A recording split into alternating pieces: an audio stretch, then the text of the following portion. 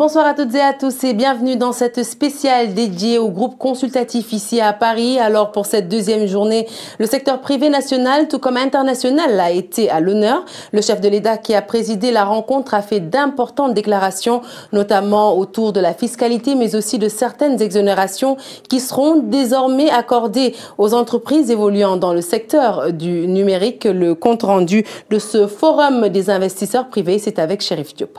Macky Sall n'y est pas allé de main morte devant les 850 investisseurs du secteur privé. Le chef de l'État a exhorté les acteurs du secteur à être plus compétitifs, travailler vite et mieux. Dans le domaine des infrastructures, par exemple, le président regrette les lenteurs dans certains travaux. À titre d'exemple, la construction de l'université Amadou Mahtar Mbow, voilà 5 ans que ça traîne. De quoi agacer le président Macky Sall. L'Afrique n'a pas de temps à perdre aujourd'hui. On est obligé de travailler plus vite. Et donc, les chantiers doivent être bouclés au maximum sur 2 ans. Il faut que les gens s'adaptent dans cette phase parce que nous devons pouvoir réceptionner tout cela et avec la qualité. Donc, il faut que toutes les entreprises et privées en particulier puissent se mettre dans ce registre, ce qui nous a permis d'ailleurs de faire ce qu'on a fait jusque-là. Donc, ceux qui ne peuvent pas faire le fast-track peuvent s'abstenir le temps que nous, on puisse... Oh, je le dis parce que j'ai une université, ça fait 4 ans, elle est là-bas, en chantier ouvert. Et ça, j'invite nos amis du secteur privé national à parler aussi avec certaines entreprises. Il ne faut pas ouvrir une université qui est en chantier depuis 5 ans. Ce n'est pas normal. Pour booster la dynamique du secteur de l'économie numérique, les fournisseurs d'accès à Internet, les FAI, seront exonérés de la redevance annuelle de 200 millions de francs CFA. L'opérateur historique Orange devra également faire un peu plus de place à ces petits poussés du numérique. Dans son allocution, le président Sall a aussi sommé les cimentiers du Sénégal de payer les impôts. Il faut qu'on se parle aussi franchement. On ne peut pas avoir un secteur commercial aussi important que le secteur du ciment qui ne paye pas des impôts sur son activité. Il y a l'économie numérique qui est un secteur essentiel pour nous et pour l'avenir. Nous avions commencé à lancer des FAI, des fournisseurs d'accès à Internet. Il faut dire les choses, c'est encore très cher. Donc il faut que les opérateurs nous aident à baisser le prix de l'Internet au Sénégal. D'ailleurs, j'ai décidé de signer un décret pour enlever la taxe qui leur a été demandée, des redevances de 200 millions par an, ils ne peuvent pas payer cela. Ce n'est pas possible. Donc, il faut aussi que le grand frère Orange puisse, monsieur le directeur général de la Sonatel, puisse faire un peu de place à ces petits opérateurs. Cette rencontre a marqué la fin des travaux du groupe consultatif. Au total, le Sénégal a levé plus de 7 356 milliards de francs CFA auprès de ses partenaires techniques et financiers pour la mise en œuvre du plan Sénégal émergent. Et nous restons avec cette rencontre où le président de la République a donc plaidé en faveur d'une réduction des évacuations sanitaires. Le chef de l'État privilégie le relèvement du plateau technique et pour cela, il compte sur l'appui des investisseurs du secteur privé. Il a même donné l'exemple des médecins de l'hôpital américain, compte rendu Chérif Diop. C'est parce que les évacuations sanitaires coûtent cher à l'État du Sénégal que le président de la République veut y mettre un terme. Macky Sall tend la main au secteur privé pour investir dans la santé et relever le plateau technique. Il faut avoir carrément des hôpitaux privés qui vont avoir tout le plateau afin que nous limitions aussi le nombre d'évacuations sanitaires. Même si on a mal à la tête, on doit aller à Paris ou à Tunis ou alors qu'on a le personnel. C'est vrai, il faut continuer à venir quand c'est trop sérieux, mais nous avons les bons médecins, les bons professeurs. C'est l'environnement qui reste. Un appel bien reçu par ces professionnels de la santé, particulièrement ces promoteurs de l'hôpital international de Dakar, une infrastructure en construction au Mabel comparable à l'hôpital américain de Paris. Ça va tout changer.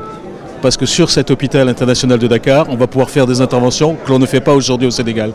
Ça évite le fait que les patients repartent soit sur la France, soit sur l'Afrique du Nord.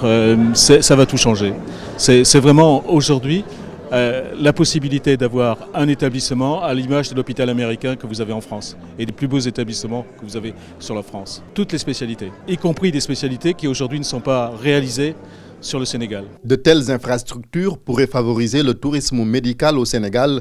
C'est pourquoi le ministre de la Santé s'engage à accompagner de telles initiatives. Je crois que dans ce grand rendez-vous du secteur privé, le président a ouvert une piste de collaboration entre le secteur privé et le secteur de la santé. L'État est tout à fait disposé à accompagner ses promoteurs. Quand vous entendez tout de suite le chef de l'État ouvrir une perspective de renforcer le secteur privé en matière de santé, cela va sans dire que ceux qui sont déjà dans le pipe méritent d'être accompagnés. Nous prendrons vraiment toutes les dispositions pour essayer de voir qu'est-ce qu'il leur faut pour les accompagner davantage dans ce projet. Peut-être le début de la fin du paradoxe sénégalais, un pays qui abrite la plus vieille faculté de médecine d'Afrique francophone, mais où les autorités et les gens aisés se soignent à l'étranger. Réforme, un mot qui est revenu très souvent dans les débats, puisqu'un mot, on pourrait carrément parler d'une urgence, à la fois pour la matérialisation du plan Sénégal émergent dans sa deuxième phase, mais aussi par rapport à l'implication du secteur privé national, un secteur privé qui justement avoue qu'il y a eu quelques insuffisances dans la phase 1 du PSE. C'est en tout cas ce qu'affirme Mansour Kama, président de la CNES, que nous écoutons. Les images sont signées Mbissandoy. Il faut aussi que les réformes qui sont demandées soient accélérées. Et parmi ces réformes, il va falloir que nous ayons une approche beaucoup plus pratique en ce qui concerne les projets, que ces projets doivent être présentés au secteur privé, parce que ce qui se passe, c'est que très souvent, on a ignoré le secteur privé national dans la présentation d'un certain nombre de projets. Donc il nous faut rattraper cela.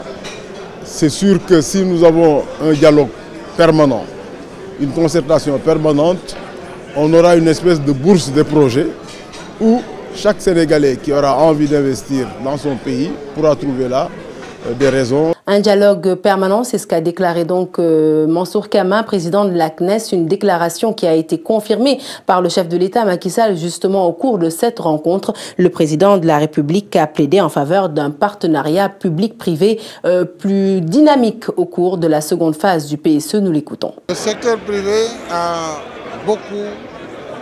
beaucoup intervenu puisque tout ce qui se fait, qui se réalise par définition est mis en œuvre par le secteur privé, national comme international. Alors, il y a deux types d'investissements. Il y a le secteur privé parfois qui intervient comme quelqu'un qui met en œuvre un appel d'offres que l'État fait sur financement public. Ça, c'est une chose. L'autre chose, c'est le partenariat public-privé. Là, le secteur privé participe dans le financement.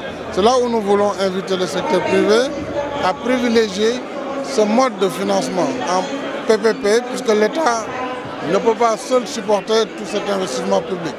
Donc, mais tout ce qui a été fait l'a été par le secteur privé. Retour sur les temps forts de cette rencontre, une rencontre qui justement a vu la participation de 1000 investisseurs, des échanges qui ont surtout porté autour de l'implication du secteur privé national dans la mise en œuvre du plan Sénégal émergent, une participation diversement appréciée par les acteurs du secteur. Pape Djibril Fall. Ce forum a été l'un des moments phares de ce grand rendez-vous qui se tient à Paris depuis hier. Une rencontre d'échange à bâton rompu entre les officiels sénégalais et le secteur privé national et international. Justement, l'implication du secteur privé national a été au cœur des débats. Une implication appréciée diversement par les acteurs du secteur. On est présent, mais on est présent sur les investissements de l'État, mais peut-être le secteur privé étranger est beaucoup plus présent sur l'investissement étranger. Le secteur privé local ne pourra jamais s'impliquer à fond et s'investir à fond si on continue à ouvrir les portes aux investisseurs étrangers avec le crédit fournisseur et le crédit acheteur. Ça, les offres spontanées sont en train de tuer toutes les entreprises sénégalaises. Le gouvernement du Sénégal a interpellé les investisseurs locaux à accompagner davantage le processus. Pour le secteur privé national, il y a une nécessité impérieuse de réformer, voire corriger des impairs. Le problème se situe au niveau des grands marchés, quoi. Hein, parce que là, j'ai un de mes membres qui était assis à mes côtés. Il y a des travaux d'aménagement à Thiès de 27 et quelques milliards. Lui, il est moins 10 ans de 27 milliards. On va le donner à une entreprise chinoise de 35 milliards. Pourquoi? Parce qu'on dit qu'il n'a pas de référence. Nous, ce que nous demandons, que les fonds collectés par le Sénégal, qu'ils soient alloués pour les entreprises nationales. C'est ça qui est fait, ça c'est clair. Les entreprises étrangères ne peuvent pas soumissionner sur les fonds collectés par l'État.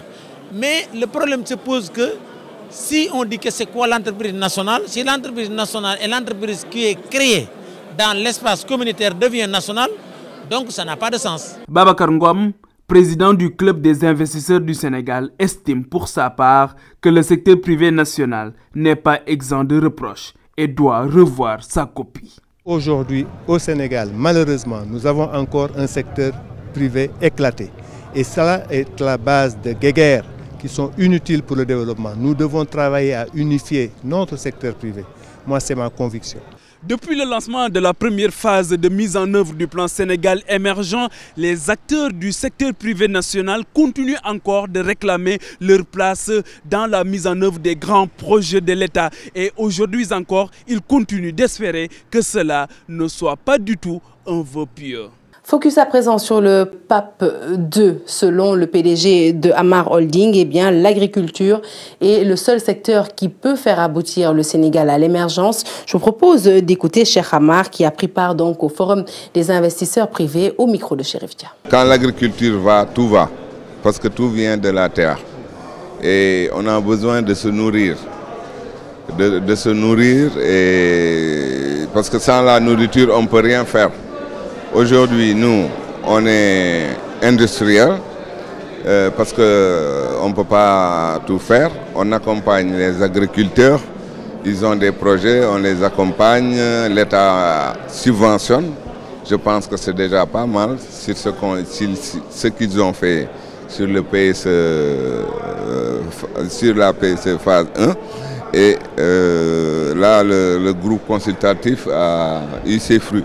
Parce qu'on attendait, je pense, à 2000 et quelques milliards. On en a pratiquement 8000 milliards. Donc tout ça, c'est la confiance. Et il faut savoir que le Sénégal est un pays calme aussi. Voilà qui met fin donc à cette spéciale dédiée au groupe consultatif que je suis ravie de vous avoir présenté. Je vous donne rendez-vous dès demain pour un plateau bilan de cette rencontre fructueuse qui s'est déroulée ici à Paris. Très bonne suite des programmes sur la TFM.